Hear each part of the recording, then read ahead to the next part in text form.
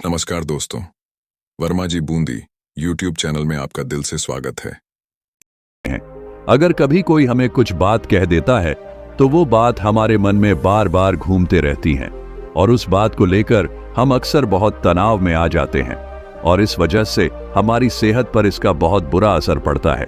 तो इस बेवजह उठ रहे सवालों को कैसे हम शांत कर सकते हैं, बेचैनी को कैसे शांत कर सकते हैं और हम इस तनाव से बाहर कैसे निकल सकते हैं, इस कहानी में मैं आपको गौतम बुद्ध की ऐसी 4 आदतों के बारे में बताने वाला हूं जिससे आप अपने जीवन में अपनाकर उस तनाव से बाहर निकल जाएंगे और अच्छे कामों में अपना जीवन व्यतीत कर एक अच्छी जिंदगी जी सकते हैं। यहां पर बताई गई यह 4 आदतें आपकी पूरी जिंदगी को बदल सकती हैं।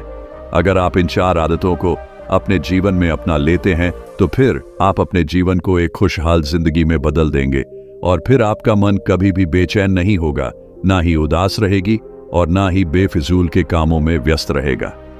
तो आइए इस कहानी को शुरू करते हैं। एक बार एक बौद्ध भिक्षु किसी पेड़ के नीचे ध्यान कर रहा था।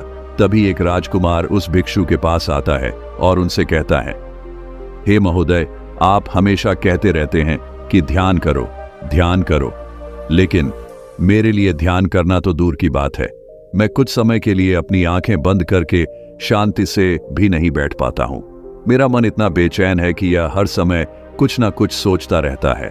मैं जब भी ध्यान करने बैठता हूं तो मेरे अंदर विचारों का तूफान आने लगता है, लोगों के बारे में सोचकर, अपने जीवन की बीती घटनाओं के बारे में और अपने भविष्य के बारे में, और ऐसी ही न जाने कितने सारे अजीबोगरीब विचार लगातार मेरे मन में आते रहते हैं।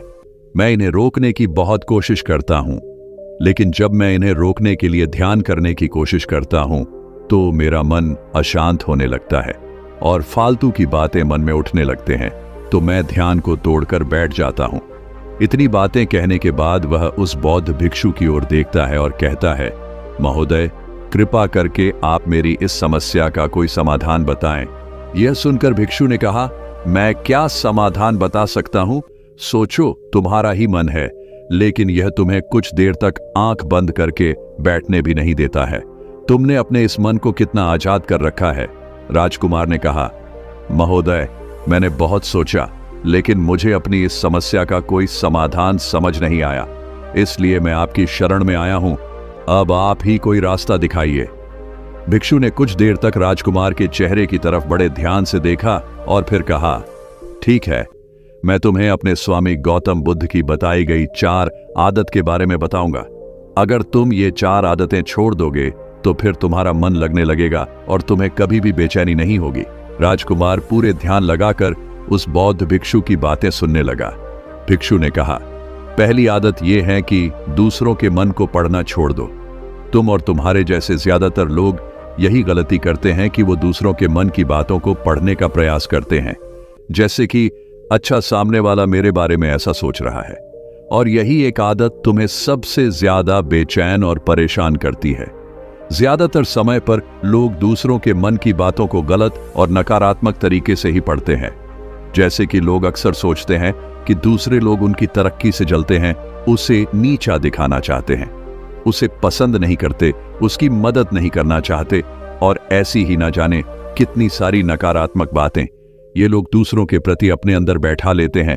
फिर उनके बारे में ही सोचते रहते हैं, उनसे बदला लेने के तरीके सोचते रहते हैं, उन्हें नीचा दिखाने के मौके ढूंढते रहते हैं, और दूसरों के प्रति यही नकारात्मक सोच इन्हें दुखी करती है और फिर ये लोग बेचैनी महसूस करते हैं। इसलिए दूसरे लोग क्या सोच रहे हैं इसका अनुमान लगाना बंद करो। दूसरे लोगों के मन के विचारों को पढ़ने की कोशिश करना बंद करो। अगर पढ़ना ही है तो खुद के विचारों को पढ़ना शुरू करो कि तुम्हारे अंदर क्या चल रहा है। कहीं तुम नकारात्मक सोच, शिकायत या बुराई करने जैसी आदतों के शिकार तो नहीं हो रहे हो। फिर बौद्ध भिक्षु ने कहा, दूसरी आदत ये सोचना कि अगर असफल हो गए तो लोग क्या कहेंगे, कहीं लोग मुझ पे हंसेंगे तो नहीं।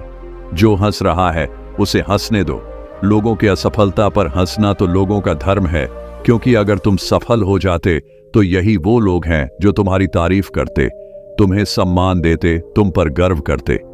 अगर तुम अपनी सफल होने पर दूसरों से तारीफ की उम्मीद करते हो तो अपनी असफलता पर उनके हंसने से तुम्हें दुखी नहीं होना चाहिए। और समस्या ही यही है कि हम इंसान असफलता को बुरा मानते हैं, जबकि असफल होना सफल होने से भी ज्यादा जरूरी है।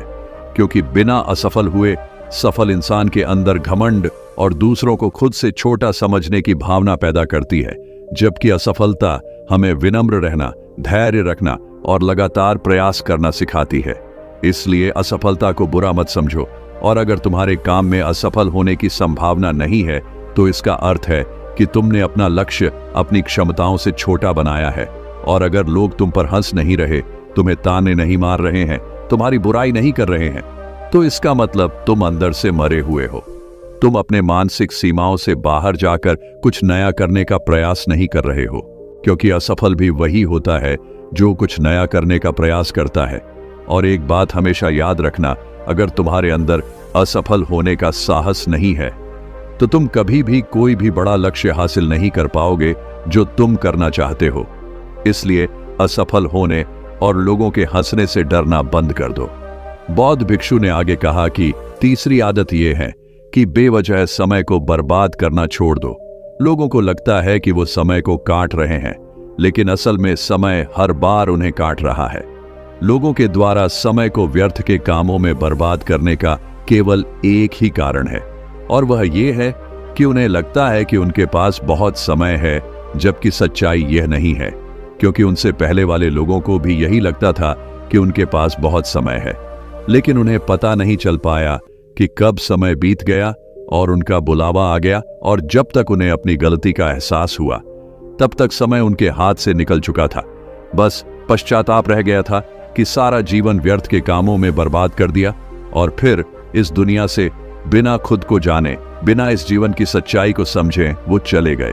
इसलिए जब तक यह जीवन है, इसे अच्छे कामों में लगाओ, खुद को जानने में, दूसरों की मदद करने में, लोगों को सही राह दिखाने में, मानवता के कल्याण में। और दूसरी बात, समय को बर्बाद करने से आज तक किसी को खुशी नहीं मिली है।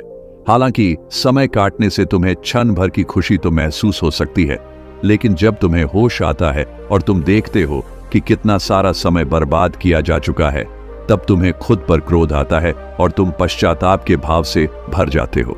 और फिर यही पश्चाताप का भाव तुम्हारे अंदर तनाव पैदा करता है और तुम बेचैन हो जाते हो और लगातार अपनी उस गलती के बारे में सोचते रहते हो।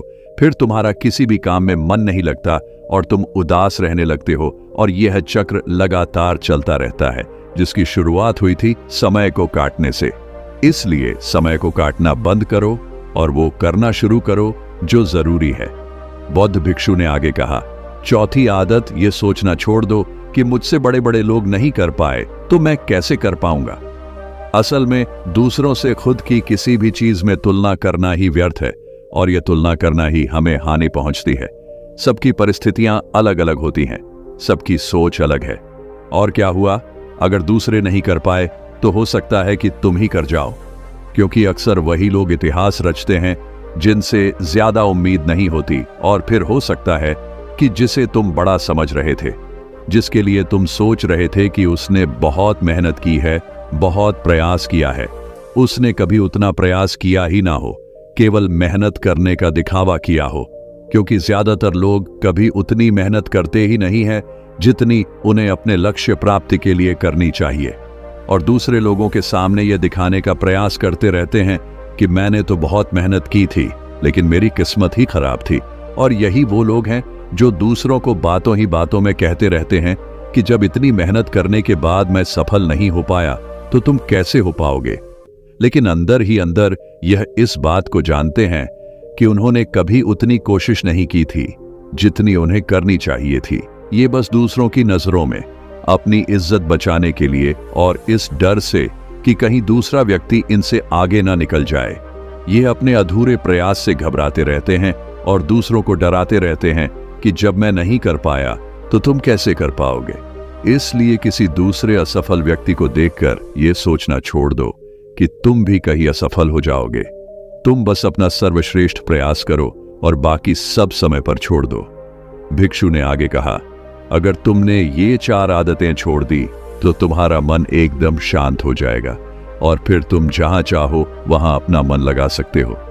इतना कहकर वह भिक्षु शांत हो गए और राजकुमार को भी अब समझ आ चुका था कि उसे क्या करना है। उसने मन ही मन उन 4 आदतों को छोड़ने का निश्चय किया। उसने उस बौद्ध भिक्षु को धन्यवाद किया और वहां से चला गया। दोस्तों, हमें यह नहीं सोचना चाहिए कि लोग मेरे बारे में क्या सोच रहे हैं। अगर मैं कोई काम करता हूं तो लोग मेरे उस काम को लेकर हंसेंगे। इसके अलावा हमें अपना फालतू समय बर्बाद नहीं करना चाहिए। इसके अलावा हमें कभी भी यह नहीं सोचना चाहिए कि अगर किसी व्यक्ति से कोई काम नहीं हो पाया है तो मैं उसे नहीं कर पाऊंगा।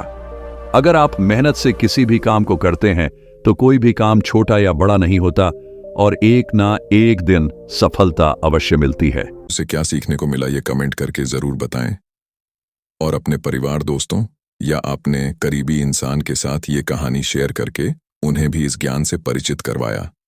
बाकी अगर आपको यह वीडियो दिल से अच्छी लगी हो तो इस वीडियो को लाइक कर दीजिए और आपने अभी तक इस चैनल को सब्सक्राइब नहीं किया हो तो चैनल को सब्सक्राइब कीजिए।